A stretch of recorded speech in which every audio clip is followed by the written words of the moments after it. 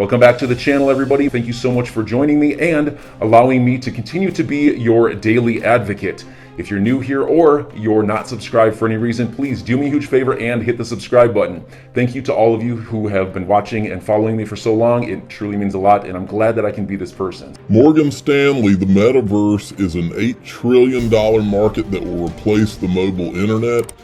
Seems like we heard that from, I can't remember who it was. Was it BlackRock that said something similar to this the other day? It was one of them. So this metaverse thing, everybody believes is going to be huge. So, and I think when they're talking like that, I think they're really talking about, look, everything's going to be tokenized, all this NFT stuff and all. And I heard it compared one time, like, I heard somebody say one time, hey, when all of these people start buying Lamborghinis in the metaverse, the prices of actual Lamborghinis are going to come down, and that's when I'm going to buy one. So now that is an interesting concept right there. But I think that they are really trying, this is a push, to push a lot of the population into this world. And then you've got a whole new world of items and all kinds of materialistic things. Everything that, like, if you know people that are into, who so-and-so just got a new house and it's nicer than mine, or anybody trying to keep up with the Joneses, as they say, the same thing's going to happen in the metaverse. It's going to be interesting to watch. And I, to be honest, I don't plan to spend too much time in the metaverse, but I do plan to spend a lot of time investing in the metaverse. All right. Linked put out this poll of the week. Which of the following linked to unicorns do you think will exit first? Ripple or Uphold? You know, what's interesting here is there's a lot of talk about Ripple and there's not as much talk about Uphold, but I believe it's just the exact opposite of the results of this poll. I actually interviewed JP Terrett from Uphold not too long ago, and this was, I think it was over 6 months ago, and he said at that time he thought that they would potentially have some type of an exit within 6 months, or the announcement of one, and that time's already passed, so it wouldn't surprise me at all if Uphold is not the next from the Link2 platform to have some type of an exit. And by the way, they did a congratulations to JP Terrett, the Uphold CEO, today, because this came out. Top 25 cryptocurrency executives. They've got JP right there beside Vitalik Buterin. And this is why I keep telling you, Upholds, there's still some of that on the Link2 platform. Go check it out. That's linqto.com, a sponsor of mine. All right, check this out. Riz, save the date, 24th of February. We're hosting a live webinar with Accenture, the Quant Network, Ripple, SDX Global. This is the Digital Pound Foundation, folks. It's going to be interesting to see what comes out of that. Now, I saw Jim Cramer tweet this morning, and I was like, really? He says, are we trading the Fed or are we investing in companies? So I was like, the irony. This guy and CNBC, they have been pumping this whole Fed money printing machine for over 10 or 15 years now, folks. Since the financial crisis, these people have acted like this is just what you do. You just print money, while all of the rest of us have been out here going, this is crazy. This is not sustainable. And now that we're getting the inflation that any child could have figured out we're going to get, now they act like he's acting like he's an innocent bystander. He was actively involved in having all these Fed people on and acting like what they were doing was just a reasonable path and all. And it never was reasonable. He ought to be ashamed of himself. So should this guy. This is from an article. I thought I had the article lined up here. I think it was from Forecast, okay? Listen to this. The implication that the SEC acted illegally is out of bounds and inappropriate, said Richard Levin, partner and chair of the FinTech and Regulation Practice of law firm Nelson, Mullins, Riley, and Scarborough. Levin likened the SEC to a football referee relying on a rule book. Attacks on the SEC are unwarranted, he said in an interview with Forecast. They have a job to do. Okay, well, that's fun. I said, Richard has an open invitation to come on to my show with John Deaton to go over the Ethereum Free Pass timeline and show us where we are being out of bounds and inappropriate. I double dog dare him. That's a takeoff from the movie A Christmas Story, one of the best Christmas movies ever. I double dog dare him to come on if we ever see those 63 emails the SEC won't release. See, old Richard is wrong-go on this right here, because we have the timeline and we have the video and the facts are not in dispute. But he's welcome to come on and dispute them. I want to hear it. I'm ready for somebody to dispute them. Nobody has so far. Show us where we're wrong. And then I'll show you their own words, and I'll show you the timeline, and I'll show you what they said. Oh, was Nancy Wotas not telling the truth when she said Andreessen Horowitz was leading up the group to do the safe harbor memo? What became the safe harbor memo was Lowell Ness not telling the truth when he said that their objective was to get Bitcoin and Ethereum out from under securities laws?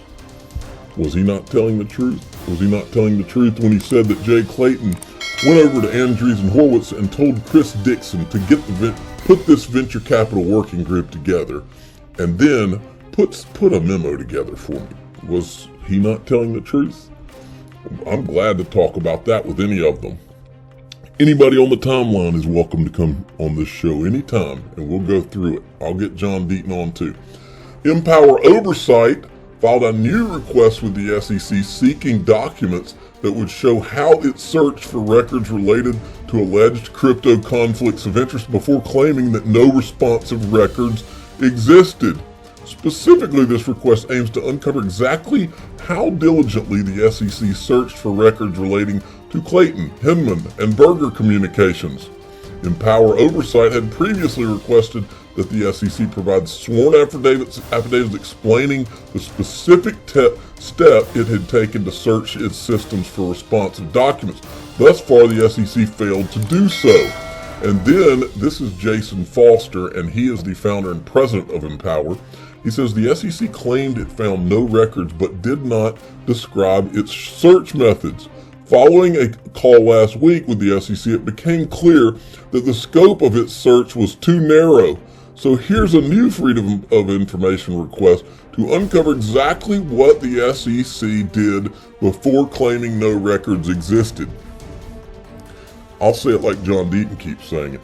What is the SEC hiding? That will be on this thumbnail, because what is the SEC hiding? And folks, I can tell just from the different people that are starting to cover this, that this thing is beginning to spin out of control, starting here. Now the Wall Street Journal has picked up the story. The booming cryptocurrency sector's complaints that Washington has gone too far in cracking down on its unregulated products are getting tested in a key lawsuit targeting Ripple Labs and its digital coin XRP. Now it's on the Wall Street Journal, folks. This tells me that these people are now, they're feeling the pressure of what's going on here. And I think that a lot of these people are starting to say to themselves, well, I don't want to go down with this ship, so I'm going to cover my behind and actually so that I can be able to say that I covered this story. Because we've been kicking and screaming about them covering it for what, almost a year now? And this is the guy that wrote it. I wrote about the SEC's big legal fight with Ripple and its two execs over XRP. That said, SEC charged a tougher case by hitting Garlinghouse and Larson with aiding and abetting requires showing of intent or recklessness. So this is not your typical ICO give back the money case. Well, it's not your typical ICO give back the money case, first of all, because they didn't have an ICO. Ethereum did. Ethereum, the same ones that got the free pass. Okay. Then you've got Angie Lau. This is the woman from Forecast News, okay? She tweeted this, I guess today. John Deaton, the lawyer for 63,000 XRP investors, invites non-U.S. investors to demand a congressional investigation of the SEC for impropriety. So she's not just covering all of the Clayton Hinman stuff. She's covering the fact that everybody out here is asking for an investigation of the SEC. This is big, folks. This woman, I've seen her interview Joseph Lubin, I think. I've seen her interview Vitalik Buterin. I've seen her interview Brad Garlinghouse. This woman is plugged in, and if she's covering it, man, my antenna are going up. Heo Seiko Carmona sent me this. It's from Cindy Young, who is managing director of Europe for Ripple, MasterCard exec. Excited to partner with Modular Finance. Let's see this. The digital standard in business payments. We enable partners to automate, embed, and launch financial services by delivering payments infrastructure via API as we expand to the UK and the EU. Ripple keeps expanding. Now, Hester Pierce is speaking up again. The SEC's lone Republican is warning that a recent proposal to add oversight to systems for trading government securities could also give officials new powers to scrutinize digital asset platforms. And that's Hester Pierce.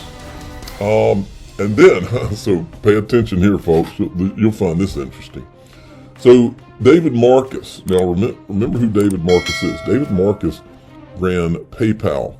He then went to Facebook. Then when Facebook decided to do Libra, their digital currency, he's the guy that headed it up.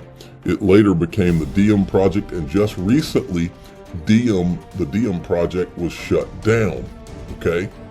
Now, he comes out and says this right after it's shut down. It's become clear to me that Bitcoin will be the one asset, and layer one still around in 20 plus years with increased compounding relevance over time.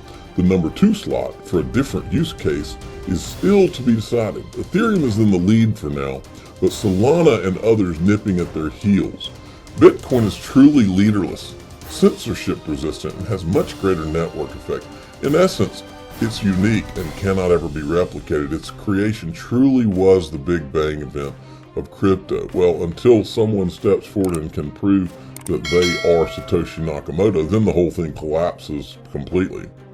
Which is why I don't believe any of these people, and I don't believe any of these major players don't know who Satoshi Nakamoto is, because they would be setting themselves up to be the biggest fools in the history of finance if they took the risk of not knowing, and then somewhere down the line a terrorist group or North Korea or Russia or China steps forward and says, we're Satoshi, it was our experiment, and we're going to move some money out of the Satoshi wallet just to prove it, or dump on the market. So, but let's go back to David Marcus, because this guy's an interesting character. Remember, he was at PayPal. He was at PayPal right here. That's him. And I asked him the question I've asked him before. Hey, David Marcus, seriously, what happened to PayPal Galactic? It was never Bitcoin or Ethereum, not the real plan. And that's what I'm talking about. He's toting the same Bitcoin Ethereum line. And I don't believe for a minute that he actually believes it. I believe Bitcoin and Ethereum have always been distractions. Watch this. Is opening up to all of us in the next decade or so. And we want to make sure that PayPal is the preferred way to pay from space and in space. This is going to be big. And now, those of you that don't know, this announcement of PayPal Galactic was in 2013. Then it disappeared out of nowhere. And remember, who started PayPal? Elon Musk and Peter Thiel. What is to this day Elon Musk's obsession? The letter X. Even his son is named something X. I've covered this before, but I'm going to show you a couple of things again. So I'm going to finish this. Time to get into this. If you wait several years, it's going to be obvious to everybody. I think that if we in fact are successful at finding ways to work and play in space, we're going to want to be there too, you and me. And inevitably, it's going to need some kind of monetary currency. PayPal Galactic will tackle the challenges posed by interstellar commerce. And what you're looking at here, this is from the webpage of Interstellar, which is Jed McCaleb's company. Jed McCaleb is the founder and a board member of Interstellar in 2017. Jed McCaleb is also the founder of Ripple. and the founder of Stellar, okay? Both, which have digital assets that start with the letter X. Continue watching. Such as keeping customers connected to their accounts when they're miles away from the planet. PayPal is the favorite way to pay on Earth. And we want to make sure that it is the favorite way to pay in space.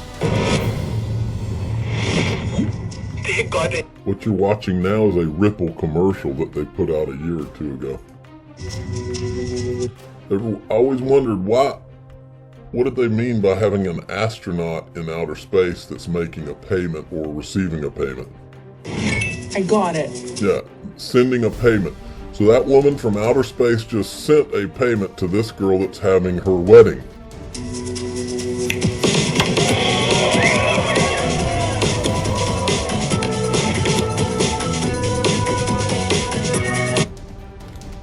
And then there's this.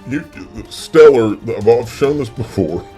The whole website for Stellar, which is XLM, right?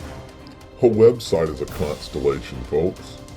This is not a coincidence. I don't care what anybody says. Not a coincidence. Then there's this. This has always fascinated me. And I played a clip from you the other day. This was David Schwartz, November 14th, 2019. I had to get someone else to pay my tour guide for me today, and I paid them back in cash. They only take PayPal, and I have a lifetime ban. This is perfectly symbolizes what has motivated me the past 8 years. Why are you banned? Didn't Brad sit with CEO of for a PayPal interview? I'm sure you could get yourself unbanned, Joel. I still don't really know. They thought another David Schwartz was me. He did something bad, and they banned me for that and having two PayPal accounts, his and mine. Well, what's interesting about this is because David Schwartz helped to create the XRP ledger, and so did this guy. The guy you're listening to is Jed McCaleb. How did Mt. Gox handle fiat from day one then? We used PayPal, Liberty Reserve. I'm trying to think if there's another one. I think we would take bank wires. Yeah, I think those are the three ways. Well, yeah. okay. Yeah, I could never get a PayPal account again because of it. Oh, really? Yeah, they banned me for life.